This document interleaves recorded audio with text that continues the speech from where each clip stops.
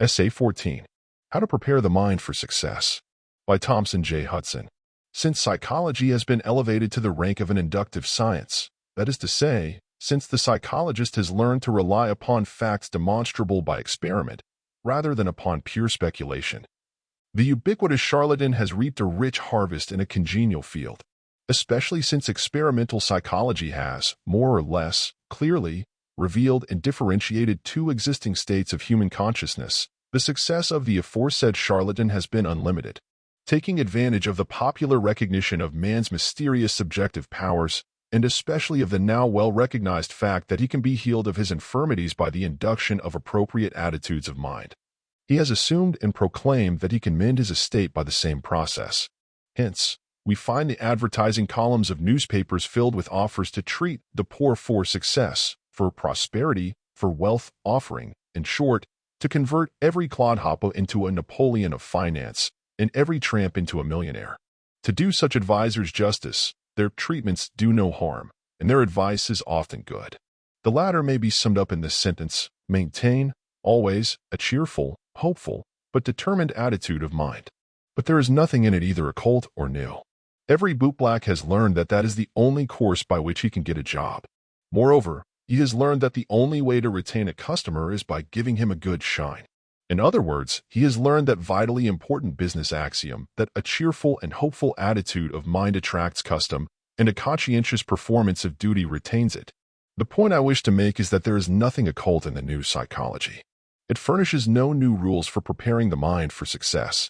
It does, however, explain the secret of the efficacy of the old, and by that means multiplies indefinitely their practical utility.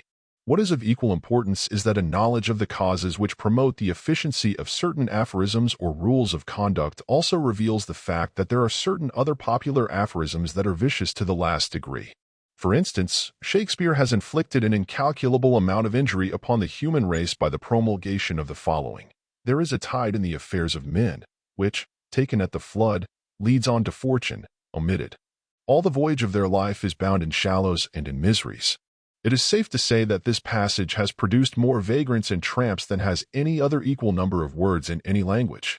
To say nothing of the innumerable throng of discouraged and disheartened men and women who feel that some early misfortune has caused them to miss the flood tide of their affairs, and that henceforth the voyage of their life is bound in shallows and in miseries, from which there is no escape but in the grave. What light does the new psychology throw upon the causes which operate to bring about so much misery and heartbreak from a cause apparently so slight as a belief in a popular aphorism? It shows that the soul of man is governed by the law of suggestion. His whole life is controlled, for good or evil, by the dominant suggestions that find lodgment in his soul. And the most potent suggestions to the average mind consist largely of well-worn aphorisms, for one is apt to regard them as the expressions of fixed laws of nature. Coleridge well expressed a partial truth, and built better than he knew, when he said, "Exclusive of the abstract sciences, the largest and worthiest portion of our knowledge consists of aphorisms." This is eminently true, provided the aphorism embraces an undoubted truth. If not, it conveys a false suggestion, which, if followed, tinges one's whole life with false colors, if it does not lead to disaster. If I were called upon to assist in preparing a young man's mind for success in life, I should begin by asking him to forget the Shakespearean aphorism, for it is as false in metaphor as it is in principle. The tides of the ocean ebb as well as flow, and they do both twice in 24 hours. The mariner who misses a flood tide does not abandon his voyage, nor does he deliberately sail into the shallows or indulge in miseries. He simply watches for the next flood. The tide in the affairs of men also ebbs and flows many times during the average lifetime. It follows that, if there is any logical analogy between the two tides, the lesson to be derived is full of hope and not of despair. It teaches that, if, through the mistakes of inexperience, the first flood tide is missed, the next is equally available. Having taught a young man to forget the Shakespearean fallacy, I would first labor to impress upon his mind the true meaning of success in this life. To that end, I should teach him that every child of God has a mission to perform, and that mission is amply discharged if he so lives that, when comes the inevitable hour, he can truly say, "The world is better for my having lived." This is success in the highest and best sense of the word. It may or may not be accompanied by an accumulation of wealth, for under this rule the millionaire may prove a dismal failure, while the humblest may achieve a brilliant success, even though it may consist in causing two blades of grass to grow where but one grew before. The most successful man that ever lived on earth was the poorest and humblest. He had not where to lay his head. Another very important thing is the attitude of mind with which one meets misfortunes. The human mind never framed an aphorism containing a more important truth than this one. All seeming misfortunes are blessings in disguise.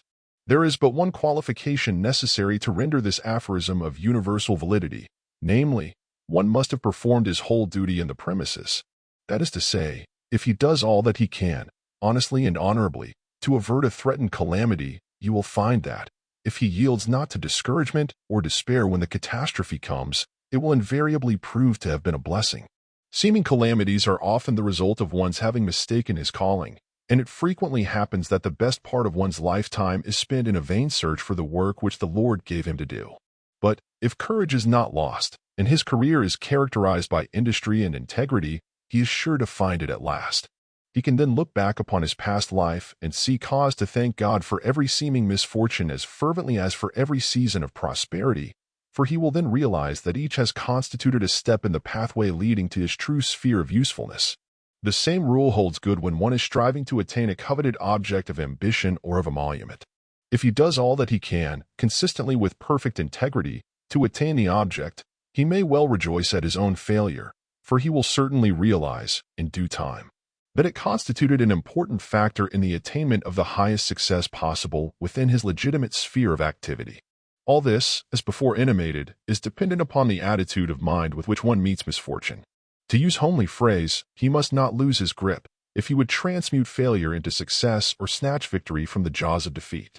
On the other hand, the man who loses his grip, as a result of reverses, is the one who surrenders his manhood to the tidal hypothesis of Shakespeare.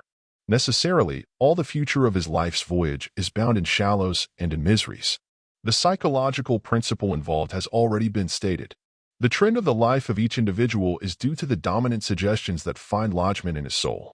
Those suggestions are usually in the form of aphorisms, and they are effective for good or ill in proportion to the tenacity with which they are held. If they are truthful, they are normal and encouraging.